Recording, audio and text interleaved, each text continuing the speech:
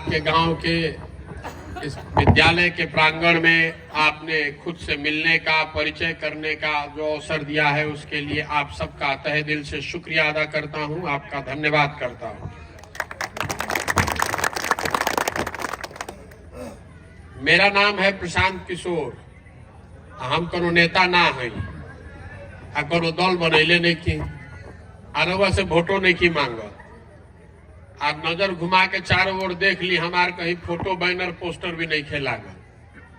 आदमी ही सोच रहा बान कि भाई दल बनैले नहीं कौन, वोट मांगत नहीं कौन, तो पैदल पैदल काहे चलता, पदयात्रा होत काहे खाती बा।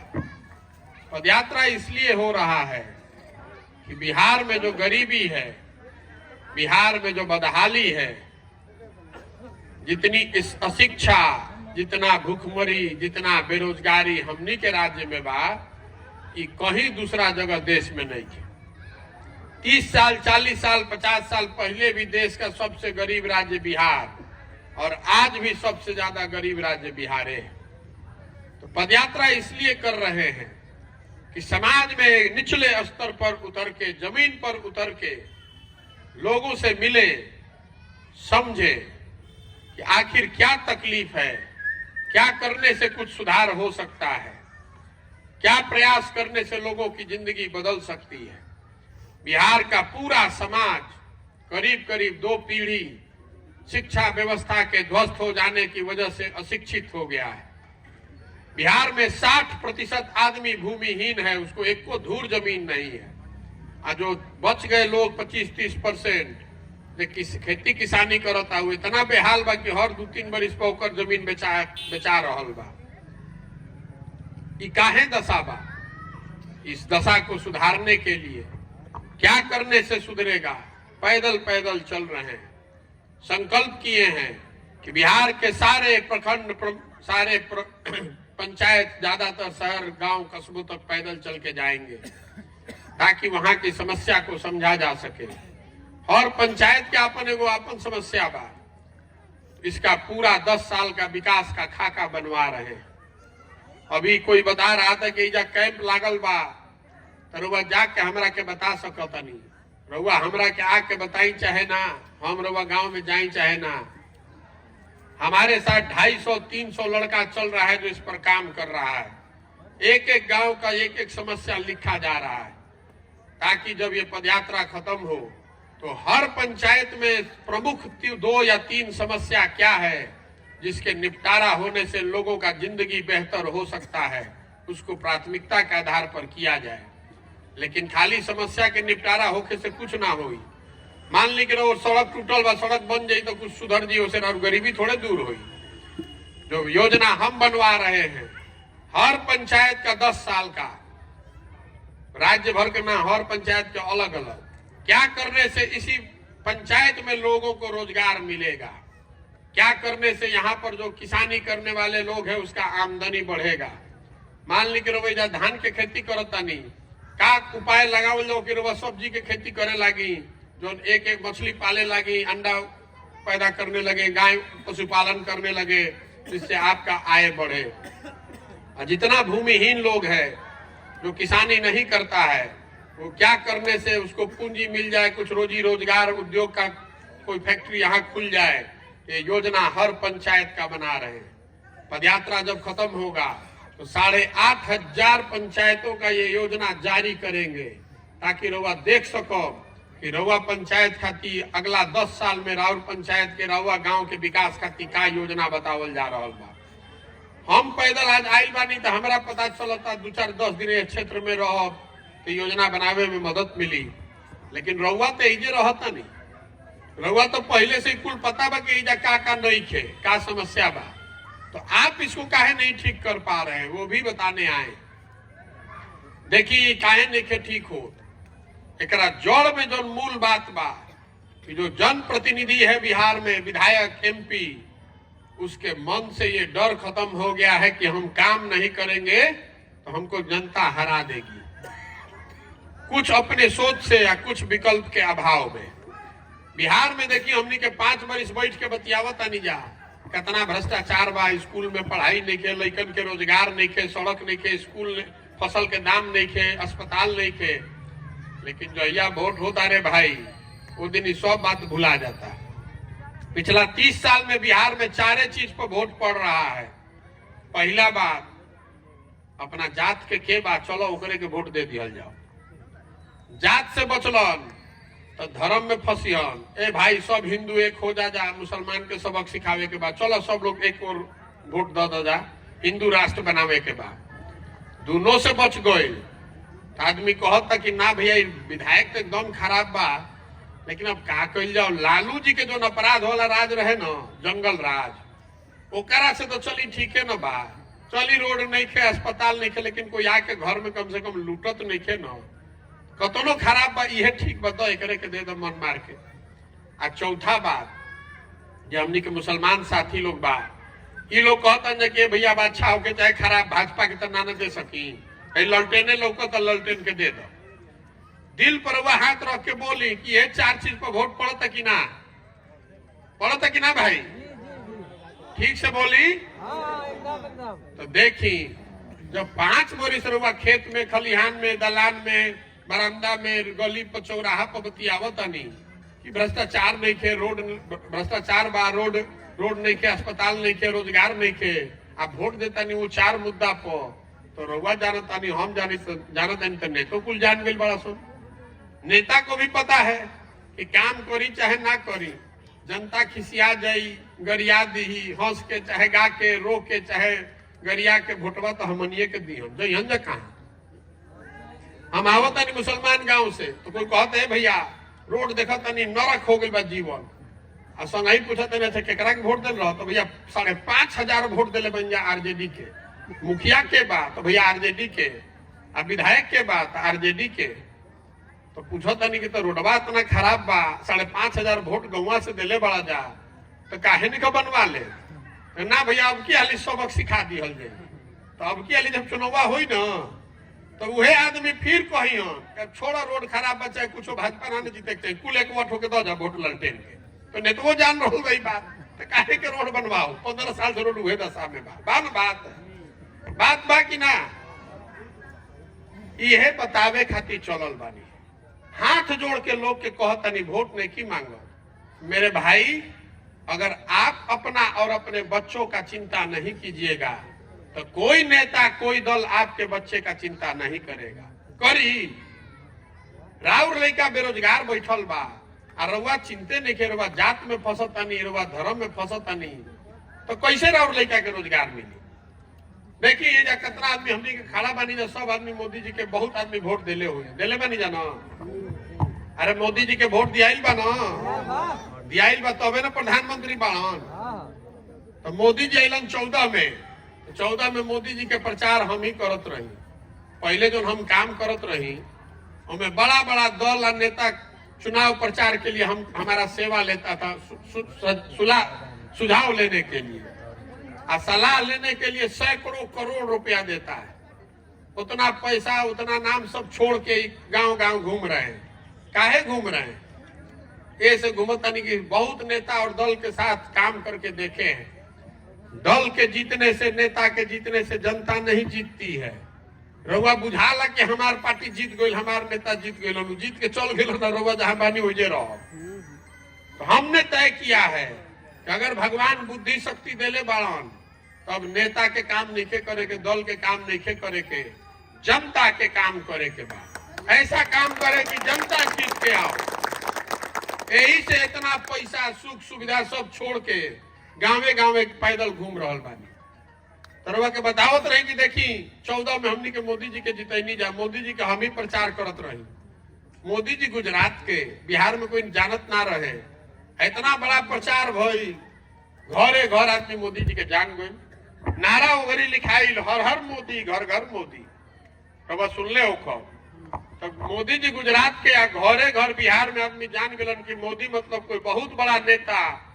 मोदी जी आई हन तो भ्रष्टाचार खत्म हो जाई, लड़कन के रोजगार मिल जाई, महंगाई खत्म हो जाई, देश में तरक्की हो जाई, बिहारों में तरक्की हो जाई। अब भइल कि ना भइली रउआ को छोड़ता नहीं। 8-9 वर्ष से मोदी जी प्रधानमंत्री बाड़न, भइल कि ना भइल, रउआ घरे जाके बतियाई का भइल बा, हम रउआ के बतावता नहीं। घरे घर से मोदी जी के वोट दियाइल बा, तो घरे घर से भैया 1250 रुपया सिलेंडर के जरूर दिया था। आ डीएपी 500 रुपया वाला जो डीएपी रहे, 500 रुपया के डीएपी 1600 रुपया भी भरा था ना। 1800 तो नीतीश कुमार के ब्लैक हो, सब बतवा नीतीश कुमार के ना वोट दिले बनी जा, तो दोनों के नहर जाना लगी। डीएपी 500 का हो गया 1600, 300 400 रुपया के सिलेंडर हो गए 1250। तो भाई जब वोट हमनी के दिले बनी जा मोदी जी के घरे घर से, तो सिलेंडर के डीएपी के पैसा पाकिस्तान के आदमी दी, हमनिए के देवे के पड़ी। हमनी के मोदी जी के ढेर वोट देनी जा तो हो गए प्रधानमंत्री, थोड़े बहुत वोट हमनी के नीतीश कुमार के दिले बनी जा तो ओकरो हरजाना भरे पड़ी। तो नीतीश कुमार अलन तो कहलन कि भैया हमारा के तो महिला लोग बहुत वोट दिले बनी जा, यही से मुख्यमंत्री बानी, बिहार में शराबबंदी लागू करो। ठीक बा भाई कर दो। तो नीतीश कुमार ऐसा शराबबंदी लागू किए हैं, बोले कि शराब का दुकान बंद, होम डिलीवरी चालू। शराब के दुकान बंद हो गए, होम डिलीवरी चालू हो गई। तो 100 रुपया के शराब 400 रुपया में घर ही आवता। और आपका हमारा शराबबंदी के नाम पर 20,000 करोड़ रुपया हर साल बिहार सरकार के टैक्स के नुकसान होता। वो पैसा जा रहा है माफिया के पास, जो शराब के धंधा करता है पैसा ले ओकरा मिलता। अब पुलिस वाला लूट रहा है। हम आपको मोदी जी का और नीतीश जी का उदाहरण काहे के लिए दे रहे हैं? हमरा लोग से मतलब नहीं के, हम रवा को उदाहरण दे के बतावे के कोशिश करता नहीं कि जैसन वोट दबाई, अच्छा चाहे खराब, ओकर परिणाम हमरे रवा भोगे के पड़ी। उसे जान बचे वाला नहीं के। गलत दबाई तो गलत आई, सही दबाई तो सही हो। ठीक बा ना? इतना बात तो बुझाता सबके। तब आदमी कहता कि भैया ये तो बात बुझाता, लेकिन बिहार में विकल्प नहीं खे ना। एक ओरे बा भाजपा, एक ओरे बा ललटेन, अब बीच में डोलते हुए पेंडुलम के तरह नीतीश कुमार, कभी भाग के भाजपा के ओरे, कभी भाग के ललटेन के ओरे। तो बुझाते नहीं के केने रुकी हम के करा के दिहल जाओ। रउआ दल बना लीजिए, रउआ विकल्प बना ले ना, तो हमने के सब आदमी खड़ा हो जाए। विकल्प सबे खोजता, जहां जाते नहीं ये कहता है भैया विकल्प खोजता नहीं जा। तो हमारा दल बनावे से भैया विकल्प ना बनी, काहे ना बनी हो बताओ तनिवा के। देखी जे नेता आवेला तो यह न कहेला कि हमरा पर भरोसा करो, हमरा के वोट दे दो, हम आई ना तो सब ठीक कर दे। हम रवा के कहे आई बानी कि भाई हमरा पर भरोसा करके वोट दे तो कुछ ना हो। जब तक आप नहीं जगिएगा, आप नहीं सुधरिएगा, तो एगो प्रशांत किशोर आजाद की 10 प्रशांत किशोर बिहार को कोई नहीं सुधार सकता है। जनता को अपना जग के चिंता करना पड़ेगा। आपको संकल्प करना पड़ेगा कि नहीं, जाति पर नहीं, धर्म पर नहीं, फोटो देखकर नहीं, झंडा देखकर नहीं, भारत पाकिस्तान के नाम पर नहीं, वोट हम लोग देंगे अपने बच्चा का चेहरा देख के। अपना जिंदगी तो गरीबी या बदहाली में बीत गई, आधा जिंदगी तो हमनी के बीत गई। कम से कम लइकन के जिंदगी सुधर जाओ, एकरा खातिर अपन लइकन के मुंह देख के वोट दी। वोट उसको दीजिए जो आपके बच्चे के लिए पढ़ने के लिए स्कूल बनवावे, आपके लोग बच्चों को रोजगार दे, रुआ के इंदिरा आवास के घर बनवावे, सड़क बनवावे, या फैक्ट्री लगावे। वोट ओकरा के ना पड़े के चाहिए। तो हमने के वो गरीब जात लौकता, धर्म लौकता, तो कैसे सुधरी? प्रशांत किशोर के आवे से सुधरी ना, सुधर सकेला। देखिए हमने के बिहार में मोटरसाइकिल चलावता नहीं जा, मोटरसाइकिल चलावता नहीं जाना भाई। सब आदमी मोटरसाइकिल कहाँ बनता? मोटरसाइकिल बनता हरियाणा में, महाराष्ट्र में। हमने के गाड़ी पर बैठता नहीं जा, बस पर, जीप पर, कार पर। ये कहाँ बनता? बनता गुजरात में, तमिलनाडु में। हमने के घर में टीवी देखता नहीं जा, रेडियो सुनता नहीं जा। ये कहाँ बनता? ये बनता उत्तर प्रदेश, नोएडा में। हाथे हाथ सबके विजन मोबाइल बा। मोबाइल कहाँ बनता? ये बनता महाराष्ट्र में। घर में रवा सीमेंट लगावता नहीं, छड़ लगावता नहीं, कहाँ बनता? बनता झारखंड में, मध्य प्रदेश में, उड़ीसा में। तो बिहार में क्या बनता रे भाई? अरे हतना आदमी रहो, सब बिहार के बाद बिहार में क्या बनता? पूछो ना। हम रवा के बनावत बतावता नहीं क्या बनता। ये 35 साल से लालू नीतीश के राज ने पूरे बिहार को मजदूर बनाने का फैक्ट्री बना दिया। हमने के मजदूर बनावता नहीं जा, जवान लड़कन के मजदूर बना के आ ट्रेन में बस में झोरा बांध के आदमी चल जाता पूरा देश में मजदूरी करे के। जरा मजदूर नहीं के मिला तो कहता जा बिहार से 100 को पकड़ के ले आओ। बात जौना लड़का के 20 बरिस रुआ पेट काट काट के खिला के पिला के बड़ा कोई नहीं जवान बना देनी। अब 20 बरिस 22 बरिस के हो गई तो चल गई मजदूरी करे 10,000 12,000 रुपया कमाए। अब साल में एक बार ओकर मुंह देखे के रुआ मिलता। जब छठ में कोई आयल, कोई होली दशहरा आयल, चाहे मान ली ईद में आयल तो रुआ भेंट हुई ना तो चल गई तब बीमार पड़ जाए रुआ छटपटा के रह जाए देख ना पाई। बाकी ना बात रो हमारा के बताइए जा बाजार ऐसा बुझाता एमे कोई गुजरात के आदमी आके जब मजदूरी करता भाई, कोई महाराष्ट्र पंजाब के आदमी आके जब मजदूरी करता काहे नहीं के करत। ओई जो गरीबी बा, ओहू राज्य में भ्रष्टाचार बा, ओई जो यही देश के कानून लागू बा, ओइजा के आदमी आके बिहार में मजदूरी काहे नहीं के करत। ओइजा के आदमी आके बिहार में मजदूरी ऐसे नहीं के करत कि ओइजा के सरकार कम से कम इतना व्यवस्था कर देले बा कि 10-15 हजार रुपया के मजदूरी खातिर आदमी के अपन घर परिवार गांव देहात छोड़ के दूसरा जगह लेके जाए पड़ा। तो जब सब राज्य में व्यवस्था लागू बा तो बिहारों में होके के चाहिए ना, चाहिए कि ना। तो कितना साल लागी? 35 बरिस से लालू जी नीतीश जी के मौका दिया गो। अब यही के नीतीश कुमार कहता कि इतना विकास बिहार में कर देले बानी का कुछ बाकी है नहीं करे के। अब बाकी का बा ठेस तो हम तो 62 दिन से चलता नहीं, पैदले चलता नहीं। एको रोड ऐसा नहीं के जना में कि आंख बंद करके ऊपर कोई के प्रणाम कर दें तो नीचे लगता गिरिए जाइए। तो ये दुर्दशा कैसे सुधरी? ये दुर्दशा सुधरी जब लोग जगी हम। रउआ ये बात के चिंता करो कि ना रे भाई बदले के बाद तो हमने के सब के मिल के प्रयास करे। कोई एगो नेता और दल इसको नहीं सुधार सकता है। बिहार को सब लोग छोड़ दिया, अरे बहुत जाति बा, राज्य के ना सुधार सकी भैया। हमरा के रोज आदमी कहत कि बेकार रुआ अपन दे खपावता नहीं, बिहार ना सुधर सके। बड़का बड़का नेता हमरा के कहत नीतीश कुमार बुला के कहलन काहे के पदयात्रा सब कर रहे बखेड़ा, हमारे साथ रहिए। बिहार नहीं इससे ज्यादा नहीं सुधर सकता है। मेरा विश्वास है कि बिहार सुधर सकता है। बिहार के लोग बेवकूफ नहीं हैं। हम उन्हीं के बाहर जाता नहीं जा, बाहरी जाता नहीं जा तो कहता बिहारी मतलब अनपढ़, बिहारी मतलब बेवकूफ। हम लोग सब बेवकूफ हैं? हम लोग बेवकूफ नहीं है। ये व्यवस्था ने, नेताओं ने हम लोग को बेवकूफ बना दिया है। ये ज्ञान की भूमि रही है बिहार। बिहार ज्ञान की भूमि रही है। देवताओं को भी आकर बिहार में ज्ञान मिला है। ये नेताओं ने और व्यवस्था ने हमको आपको पूरे देश का मजदूर बना दिया है। हम लोग के बच्चों को ये व्यवस्था बदलनी चाहिए। बदले चाहिए कि ना भाई? हम आपसे 2 सवाल करेंगे, उसका जवाब आपको देना है। हाँ तो हाँ, ना तो ना। 3 गो कैमरा लागल भाई कर रिकॉर्ड करावता नहीं, ऐसे करावता नहीं कि आदमी कहें कि ना हमारा से काम पूछ लो तो अपने से कॉल ले लेगा। पिछले 25, 30, 40 साल से आप अलग अलग पार्टियों पर आपने दाव लगाया, सबको वोट दे के जिताया। आपको सबने ठगा है। आपके बच्चे आज भी शिक्षा के लिए, दवाई के लिए, पढ़ाई के लिए दर दर का ठोकर खा रहे हैं। अब समय आ गया है कि बिहार की जनता मिलकर अपना विकल्प बनाए। आपको सवाल जो पूछ रहे हैं कि जनता को मिलकर अपना विकल्प बनाना चाहिए कि नहीं बनाना चाहिए? सबके बोले के बाद हाथ उठा के। बिहार में जनता को मिलकर अपना विकल्प बनाना चाहिए कि नहीं बनाना चाहिए? बनाना चाहिए ना भाई।